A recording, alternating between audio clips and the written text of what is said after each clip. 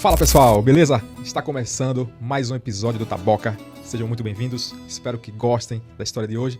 E hoje iremos até São José do Belmonte, Pernambuco. Iremos contar hoje a história da Pedra do Reino. 3 dias, centenas de mortes, mulheres e crianças, mulheres grávidas, gente sendo sacrificada viva para lavar uma pedra com sangue. Tudo isso no coração do sertão pernambucano. Isso não é uma ficção não, viu? É uma história real, meu amigo. A história da seita da Pedra do Reino é uma das histórias mais macabras, chocantes e esquecidas do nosso Brasil. Coloca o fone, porque está começando mais um Taboca. Simbora. Pessoal, para conhecermos essa história trágica, macabra, temos que entender o que é o sebastianismo. Farei uma breve explicação para que a gente possa entender melhor essa história. Dom Sebastião foi um rei de Portugal. Ele subiu ao trono ainda jovem e cresceu sendo chamado de O Desejado. Religioso, sonhador, obcecado por guerras santas, decidiu invadir o norte da África. Em 1578 aconteceu essa batalha. Ele simplesmente desapareceu, bicho. Ninguém encontrou seu corpo, nem armadura, nem nada. O cara sumiu. Aí assim nasceu a lenda. Aí o povo português, devastado com esse sumiço, criou uma crença que Dom Sebastião não tinha morrido e que ele estava escondido, encantado, preso em algum lugar e que um dia ele voltaria com seu exército de luz para restaurar a glória de Portugal. E no Brasil, quando o Brasil foi colonizado, os portugueses trouxeram as suas crenças, as suas histórias, e dentre essas histórias, os sertanejos conheceram o sebastianismo. E a gente vai passear pela história da Pedra do Reino. Galera, é o seguinte, ó. Essa história macabra, ela teve 3 reis.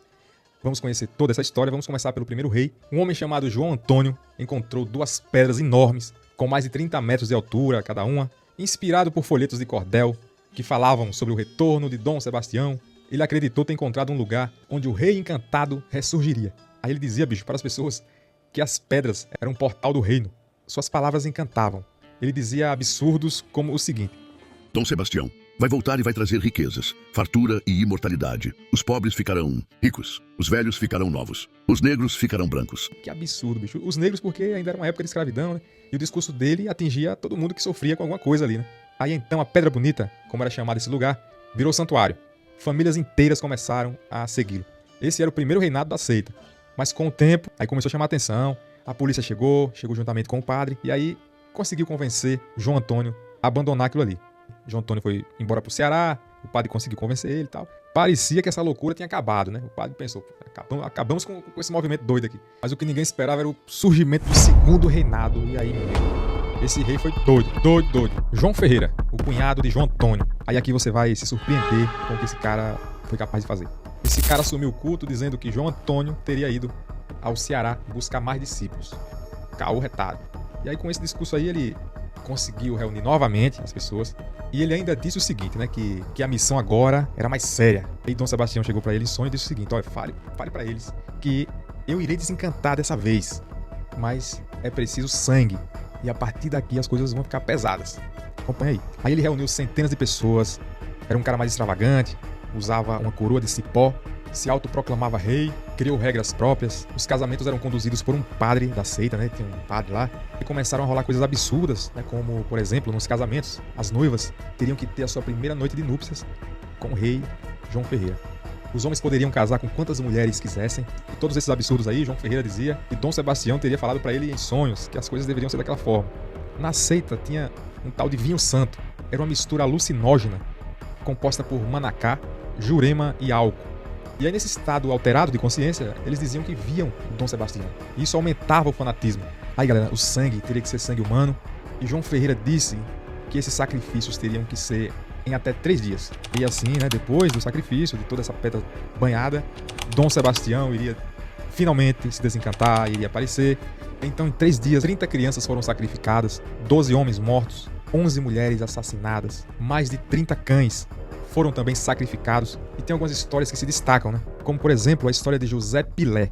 Era um senhor que tinha 2 netos e que ele voluntariamente, levado pelo seu estado de consciência alterado, ele simplesmente pegou seus 2 netos, subiu naquela enorme pedra e se lançou de lá.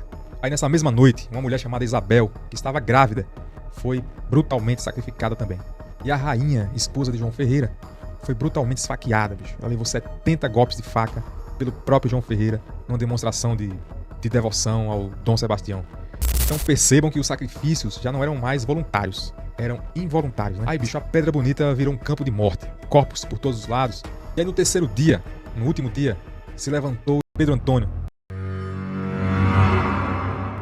Aí Pedro Antônio, revoltado, né, com tudo aquilo que estava acontecendo, ele subiu até o topo da pedra e, usando de uma estratégia que foi um golpe de mestre, ele disse para as pessoas o seguinte, que tinha tido também um sonho com Dom Sebastião e que Dom Sebastião teria falado para ele que só faltava um sacrifício para que ele se desencantasse, né, e tal. Era o sacrifício do rei. Os caras eram espertos, bicho. Aí então a galera foi atrás de João Ferreira e pegaram ele à força e assim o fizeram, velho. Sacrificaram o cara. E aí Pedro Antônio se tornou o terceiro rei. Aí dizem que o reinado de Pedro Antônio foi mais sossegado, não tinha esses sacrifícios aí absurdos, né? Mas a Pedra Bonita já tinha se tornado um lugar inabitável, velho. Tomada pelo fedor de cadáveres, né? Tava uma situação terrível. Pedro Antônio saiu com seu grupo à procura de um novo lugar sagrado e no caminho deu de cara com o Major Manuel Pereira, com muitos soldados e fazendeiros. Eles já iam em direção à Pedra Bonita porque dias anteriores um fugitivo da seita chamado João Gomes teria alcançado o Major, explicado, né, toda a situação que estava ocorrendo ali na Pedra Bonita. E então o Major reuniu os soldados e fazendeiros e foram para a Pedra Bonita.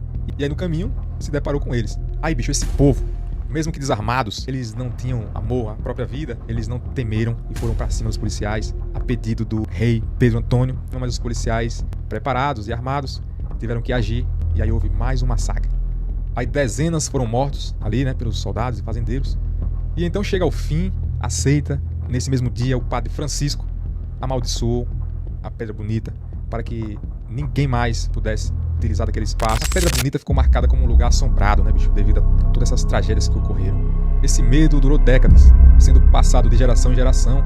Mas aí é o seguinte, isso mudou depois de anos, em 1971. O ponto de virada começou com a publicação do livro Romance da Pedra do Reino, de Ariano Suassuna, que transformou esse episódio trágico em símbolo cultural e poético do sertão.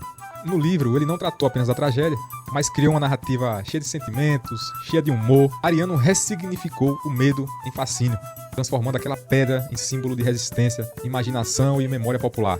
A cidade de São José de Belmonte criou a Cavalgada à Pedra do Reino. É um evento que acontece anualmente. O evento celebra a cultura, a literatura e a identidade nordestina. Aí hoje lá no lugar, vocês verão pelas imagens aí que existem esculturas de pedras. Essas esculturas foram colocadas depois também do livro de Ariano Suassuna, deixando o lugar bem interessante visualmente, né? O lugar que era temido passou a ser ponto de encontro da cultura popular e é visto hoje com orgulho pelos moradores. É isso aí, galerinha. Essa foi a história da Pedra do Reino. Essa história aí, bicho, que parece mentira, mas foi verdade, velho. Espero que vocês tenham gostado e até a próxima. Valeu!